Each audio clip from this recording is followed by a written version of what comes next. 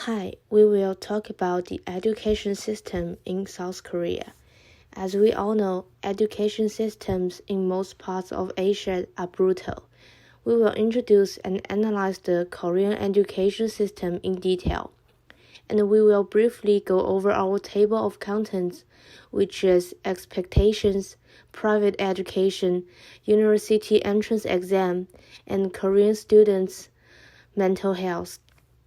We will highlighting our subtopics in each part. In addition, we will also mention some films, shows, and other media used to help support our topic. South Korea's high educational attainment levels are but one sign of the country's singular transformation and huge economic rise over the past 70 years. The country represents one of the most remarkable economic success stories of the 20th century. Since the reforms of South Korea's education system after the Korean War ended, expectations are high to do well in school. High school students today are pressured by their parents to work hard towards getting into good universities so they can have a prosperous life in the future. Students who have good educational backgrounds will have better chances of securing a good paying job later in life, and it will look good on the images of their families. Because of all that, however, it creates competition among other students who are trying to reach that same goal. Educational attainment in contemporary South Korea is of great social importance and strongly helps with social mobility, income levels, and positions of power in society.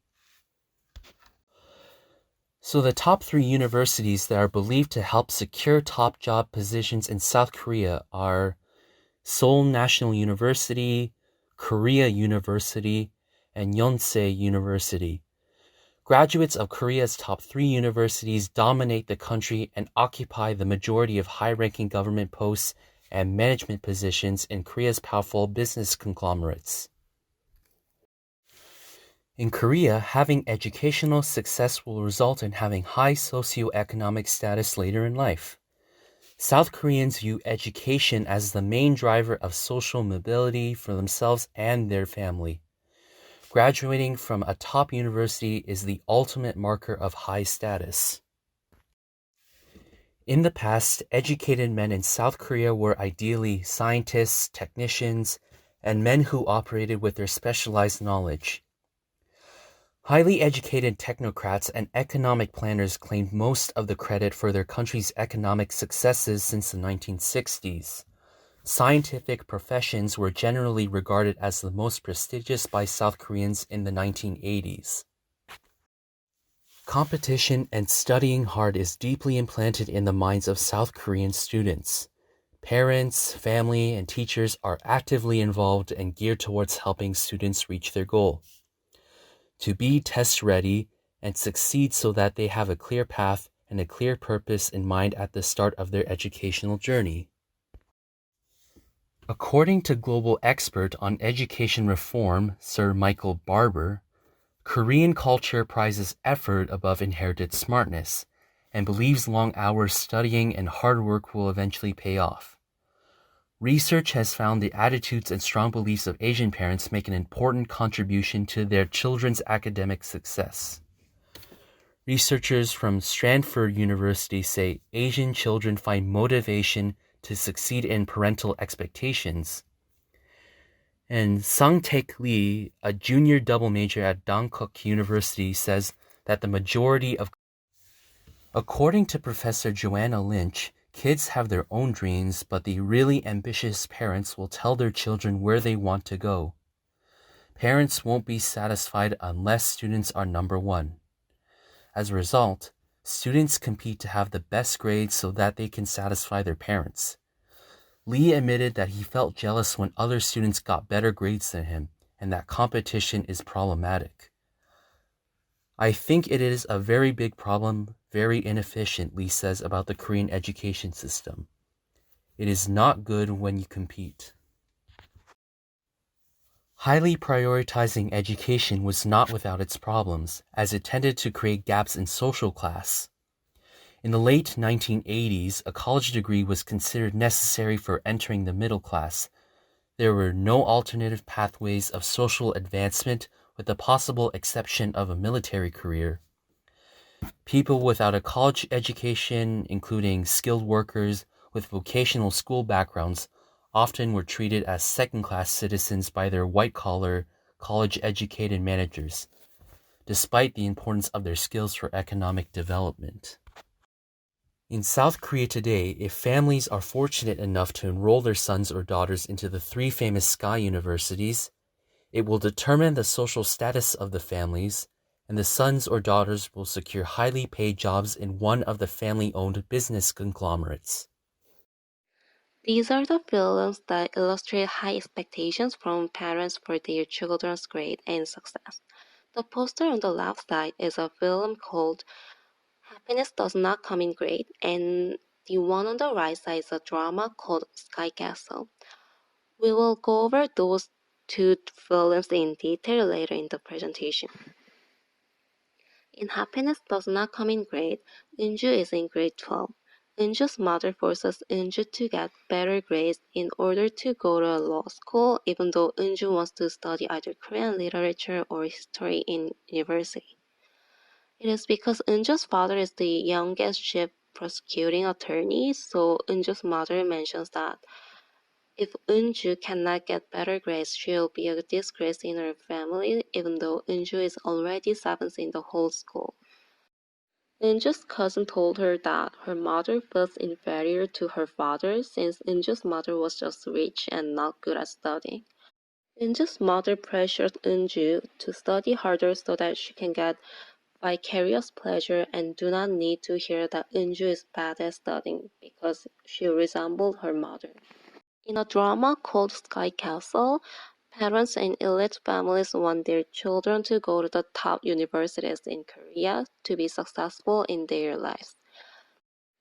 They think their children's success is their success. The parents in the drama are elites who succeeded in their profession, and they force their children to be also successful in the same profession as theirs. Overall, these two films show that parents force their children to study hard to get into a good university, either because they also have done the same thing or because they can live vicariously through their children. The private education system in South Korea is a large industry with high demand, worth $20 billion, and this popularity alludes to the importance of attaining the right education. Parents do not hesitate to spend money on online or physical tutors and hagwons, which are the extra after-school classes that students will enroll in, not only because it will prepare these children for the university entrance exam, which we will discuss more about later on, but also because it has become such a normalized and standard thing for most students to enroll in these extra types of schooling. The competitive nature in South Korea around education has even reached extreme points. According to the Organization for Economic Cooperation and Development, South Korea is one of the top countries that invest into the private education sector. They rank 6th out of the 36 OECD countries for having some of the largest share of expenditures on private education. Their private expenditures are significantly higher than public expenditures, which make up 73% of their total spendings, where the average is only 31%. Enrollment rates for these private institutions and other early childhood care can start as young as the age of 3. On top of that, it is reported that South Korean students spend the most time studying and their parents are some of the ones who spend the most on tutoring. The strict and competitive nature on education has even forced the government to set curfews on hagwons in the capital of Seoul so that they do not stay open later than 10 p.m. and give students a break. All these highlighted points are to emphasize how intense the South Korean private education system is set up to be and why it is a special aspect of this country's culture. Today, in South Korea's increasingly fierce competition, public education aimed at providing equal education cannot meet the needs of parents and students, which provide the ground for bumping development of private education institutions. In addition, the problem of excess human resource in Korean society has also promoted the development of private educational institutions. Education has almost become a key factor in determining class status, and this movement has stimulated a huge enthusiasm for education in people's heart. This momentum is accompanied by economic development, which not only weakens the economic but also aggravates economic development. There is a set of data from Korean Ministry of Education here. Compared with 2017, the total private education expenditure here reached 19.5 trillion won, which is around 17 billion US dollar, an increase of 4.4% or 800 billion won. According to the survey, English and mathematics are the two subjects with the highest expenditures, respectively 5.7 trillion won and 5.5 trillion won. We can see from the graph here in 2018, which each student spent an average of 29,000 won on private education. Even the elementary school students spend an average of 263,000 won per month. The Korean University entrance examination system is extremely cruel, with an admission rate of only 50% and over 67% of students choosing having the private education class after school. The Sky Castle is a good response to the pressure of education. The scene of the Sky Castle is both ironic and energetic, repressive and moving, cruel but also true. Some media in South Korea describe the university entrance examination as, "This is a large event that determines the fate of people every year. This is crueler than death penalty." After the college entrance examination, only a few people can become nobles, but most of people, they fail. They become victims. In continuation with Sky Castle, as a whole throughout the series, a common reoccurring theme is that children of the main families can be seen stressing upon their studies. The storyline follows 4 wealthy families, and this short clip gives a glimpse into how parents will do whatever they can to get the best resources for their children. One of the mothers of the main 4 families is seen desperately chasing an elite admissions coordinator to coach her daughter into being perfect for acceptance into Seoul National University. She will pay millions of won to Coach Kim, and she is determined to get her daughter to be one of the 2 students that Coach Kim will help for the year. This highly rated drama has resonated with so many people because it shows the true reality of the difficulties and lengths taken for achieving the education standards in South Korea. It also dramatizes the family dynamics impacted by education and how young students' lives can be hurt by these high expectations and hours dedicated to extra schooling. It is not a topic to be taken lightly, and it truly embodies the intensive measures that parents are willing to go through with private education to ensure that their children get all the resources they possibly can to first succeed into going into a prestigious university and then leave with a respected career. Since over 1/3 of graduates in South Korea actually major in STEM programs, just like how the children in Sky Castle aim to do, it is crucial that in order to get the best university education, you must first devote your resources into getting the best private education early on. There is a popular saying among Korean students: candidates who sleep 4 hours a day will be elected, which means they can take the ideal school, and those who sleep 5 hours may fall off the list. Here is their timeline.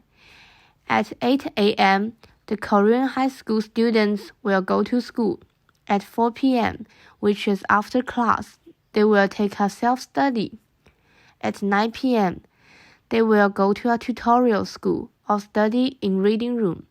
And at 11 p.m., it was time for a curfew in South Korea. And then they will go home. Actually, many candidates continue to study until early in the morning after returning home.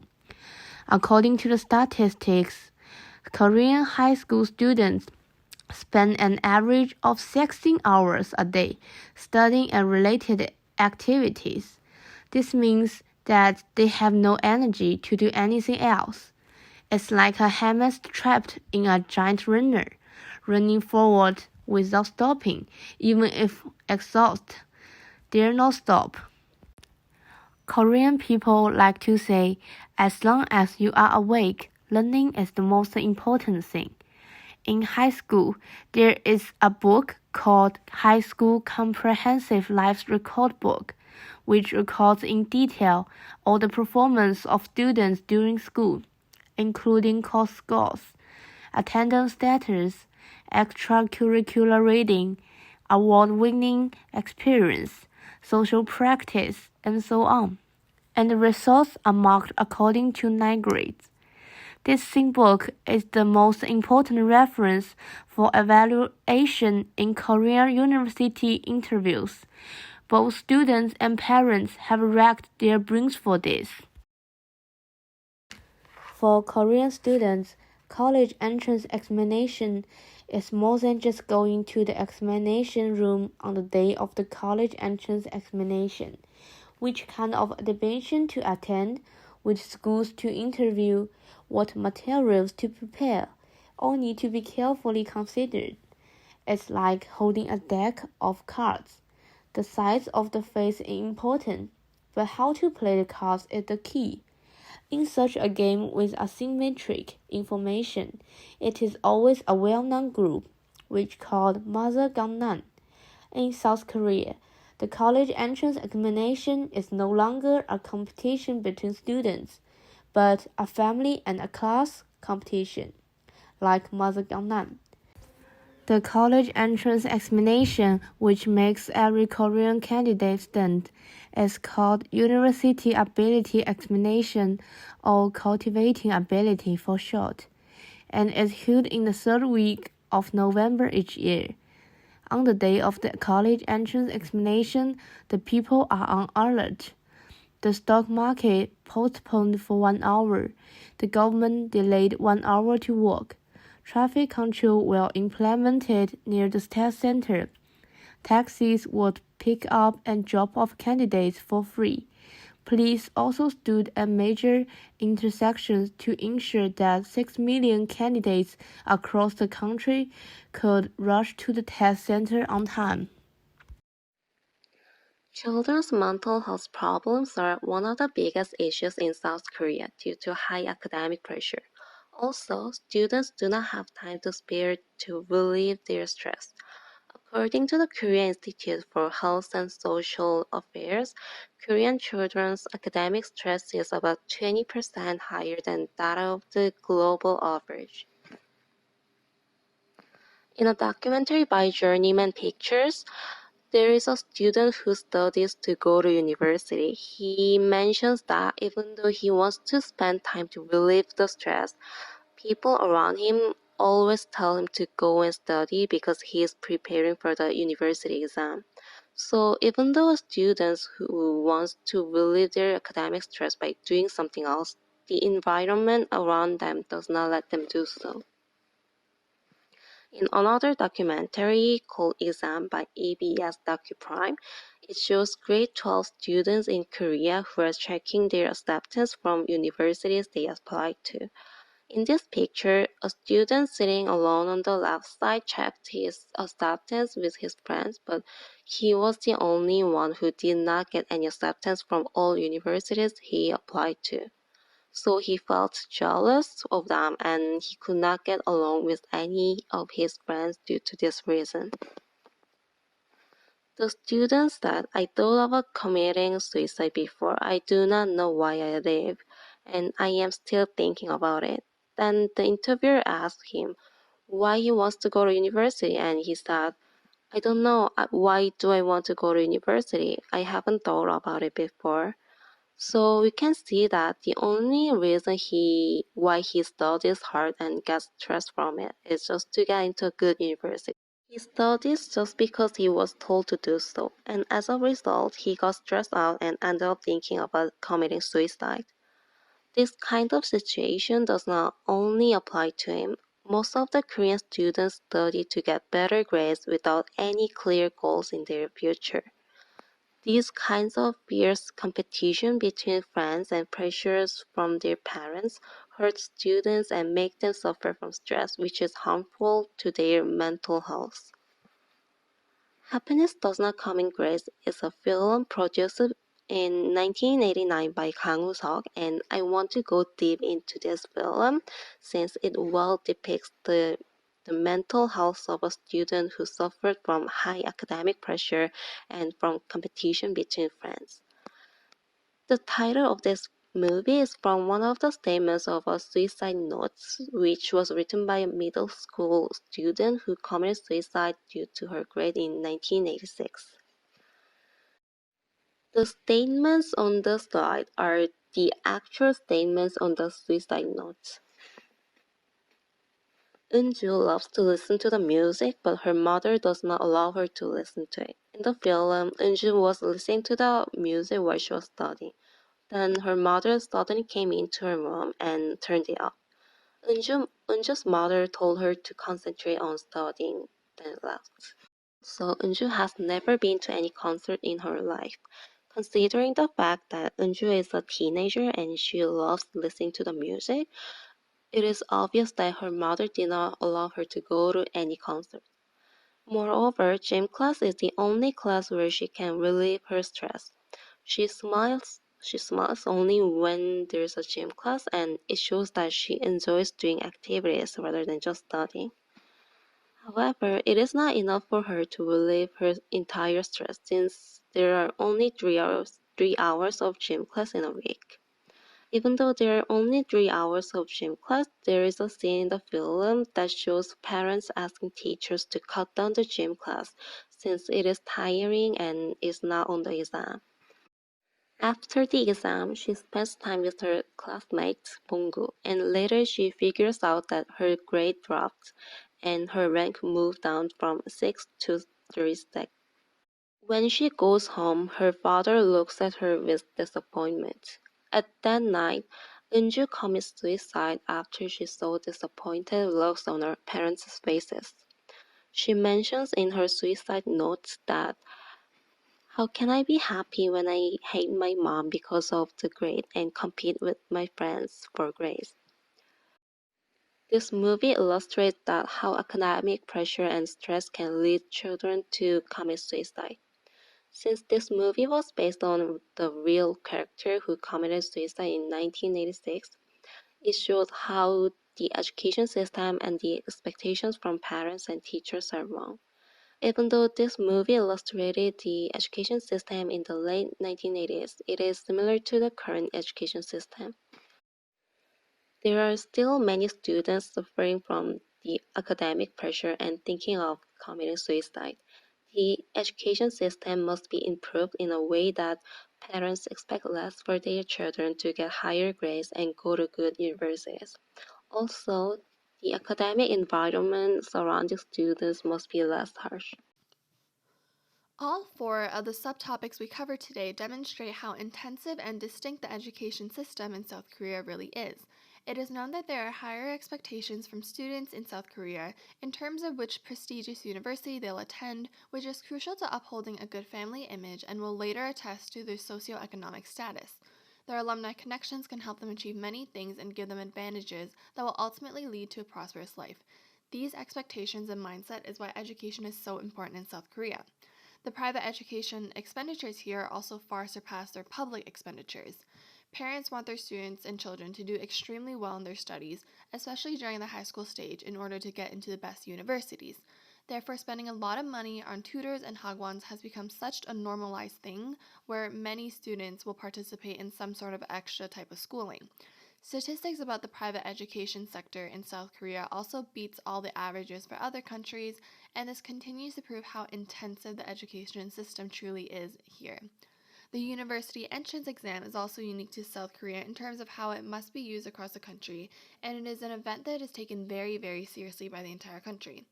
On the day of the test, work is delayed, major intersections are cleared so that students can get to the test center safely, and everything is done to ensure that the exam can run as smoothly as possible. This is not something to be taken lightly, and it really shows how education is an important factor to South Korean culture.